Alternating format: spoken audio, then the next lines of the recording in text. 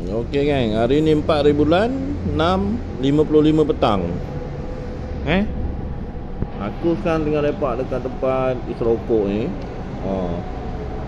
Dia boleh je gang kalau korang isap rokok kan. Dia ada tempat dia isap rokok kat luar ni. Ni tak ramai. Yang paling best kau tak jumpa orang Melayu gang. Aku belum jumpa lagi orang Melayu. Tu atas tu, yang kuning tu, aku belum pergi lagi tu. Kata bini aku kat tempat mandi. Mandi-mandi lah. Ni view dia sikit aku belanja korang kapal.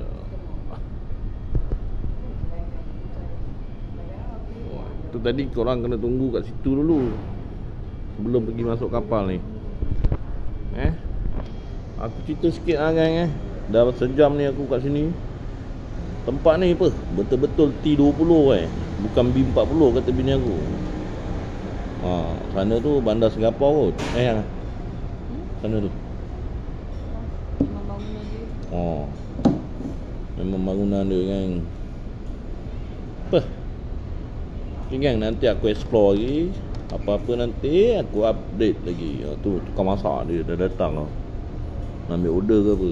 Orang bukan nak order makan pun. Aku cari tempat makan belum jumpa ni gang. Aku pergi cari tempat rokok dulu, dah ada orang teruk lah. Okay gang, nanti ada apa-apa aku update lagi.